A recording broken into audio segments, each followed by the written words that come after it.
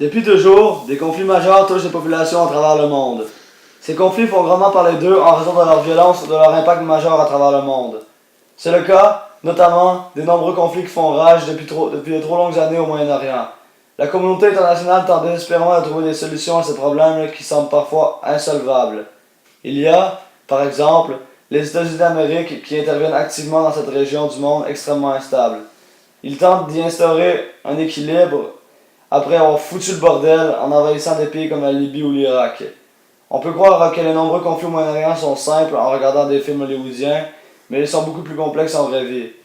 Qu'ils soient d'origine financière, politique, culturelle ou religieuse, ces problèmes ne seront pas réglés par des solutions simples, comme plusieurs semblent le croire. Nous avons bien vu la véracité de ce fait quand, en 2003, les États-Unis ont envahi l'Irak pour se débarrasser de Saddam Hussein en voulant y instaurer une démocratie. Cette action a, comme tout le monde le sait, eu beaucoup plus d'impact négatif que d'impact positif. Bref, comme vous allez si bien le voir durant cette courte vidéo, il existe d'innombrables différends au Moyen-Orient et ils sont très complexes pour certains. Les États-Unis ne se sont jamais gênés pour intervenir dans les politiques de certains pays. Par exemple, en 1949, lorsque la CIA aida Husni al-Zaim à prendre le pouvoir de la Syrie par coup d'État. Les premières tensions entre les États-Unis et le Moyen-Orient furent lors de la guerre Iran-Irak. Les États-Unis, qui étaient exposés avec l'Irak, vendèrent des armes à l'Iran et c'est ce qui fit le Reagan Scandal. Après le scandale de Reagan, le président apparut à la télévision pour annoncer que son but ultime était d'améliorer les relations entre les États-Unis et l'Iran. Durant la guerre froide, la CIA entraîna des mercenaires comme Oussama Ben Laden dans le but de combattre le régime communiste en Afghanistan. Ce qu'elle ne savait pas, c'est que Oussama Ben Laden créera plus tard le groupe Al-Qaïda. Les attaques du 11 septembre 2001 furent ce qui détériora les relations entre les États-Unis et le Moyen-Orient. En 2001, le président George W. Bush demanda que les talibans remettent leur chef, Oussama Ben Laden, dans le but de le garder comme prisonnier. Mais les talibans ne voulaient pas, puisqu'ils voulaient une preuve de son implication dans le 11 septembre. La guerre qui marqua le début du 21e siècle fut celle de l'invasion de l'Irak. Les États-Unis accusèrent l'Irak d'être en possession d'armes de destruction massive. Cependant, le véritable objectif des États-Unis était en fait de s'emparer des ressources pétrolières de l'Irak.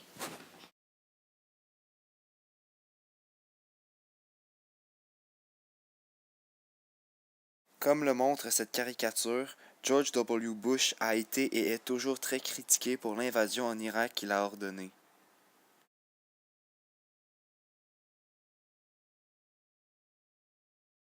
L'invasion de l'Irak fut une immense perte pour les États-Unis.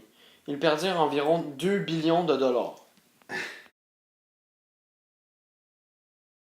La perte d'environ 5000 soldats de la coalition et le fait d'avoir tué des milliers de civils innocents fit de cette défaite une défaite encore plus importante pour les États-Unis. La guerre, qui devait être courte, dura en fait 8 ans, et c'est de cette guerre et l'invasion américaine en Irak que naît le groupe armé État islamique. En 2011, lors de la guerre civile de Libye, les États-Unis aidèrent à renverser le régime de Kadhafi. Même une fois le gouvernement renversé, les Américains restèrent sur place pour s'assurer d'avoir une stabilité politique et militaire. Parlons maintenant géographie.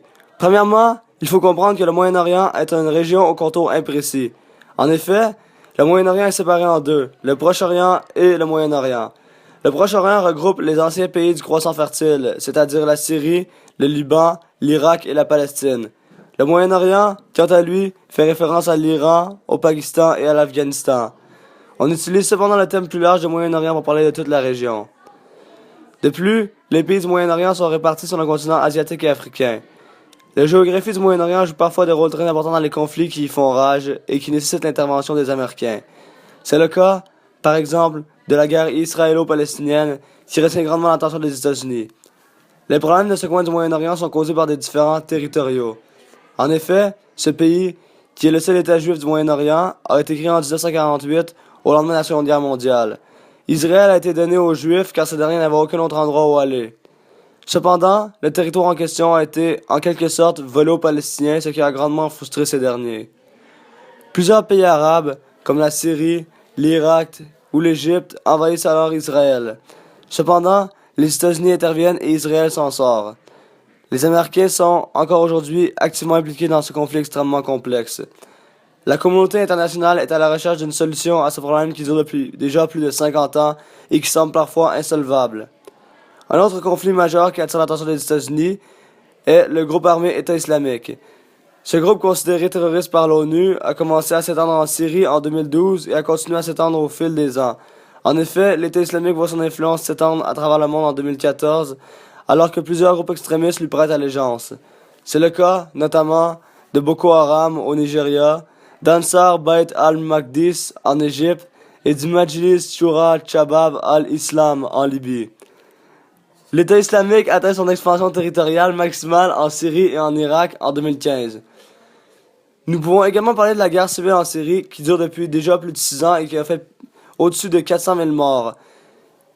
En fait, il y a eu au Moyen-Orient un mouvement révolutionnaire alors que plusieurs pays arabes se sont révoltés contre leurs dirigeants qui dirigeaient leur pays en dictateur.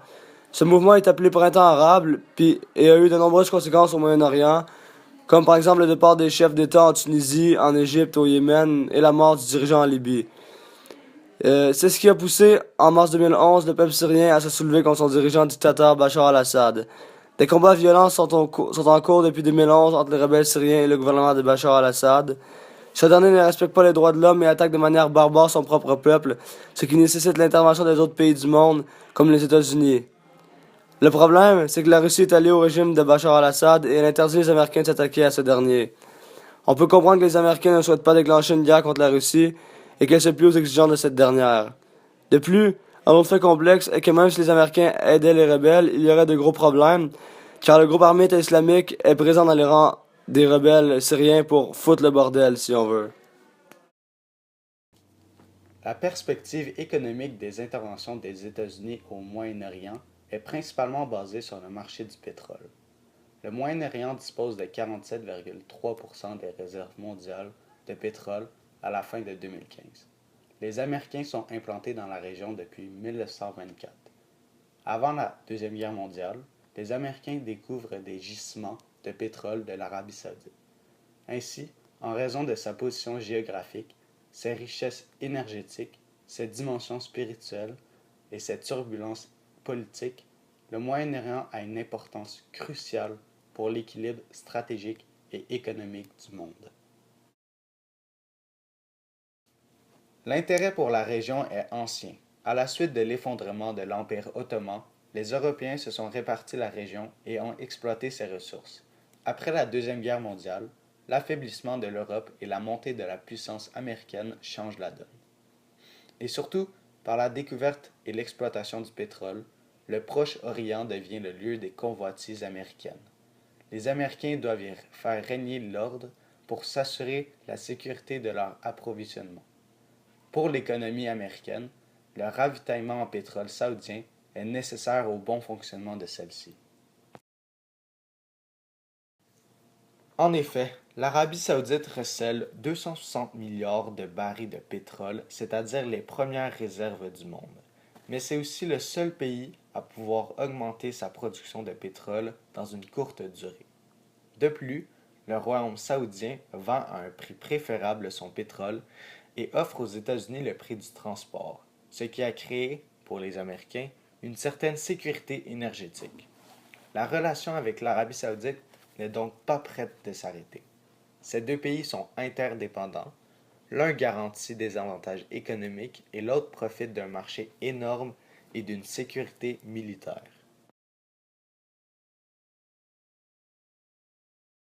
Aujourd'hui, comme le montre cette caricature, plusieurs personnes croient que les Américains n'auraient jamais dû aller au Moyen-Orient.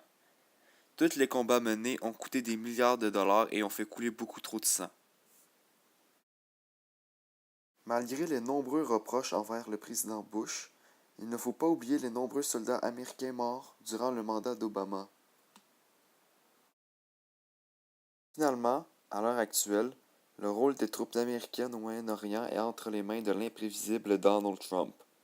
Cependant, si ses promesses électorales s'avèrent vraies, il devrait retirer les soldats américains des conflits au Moyen-Orient.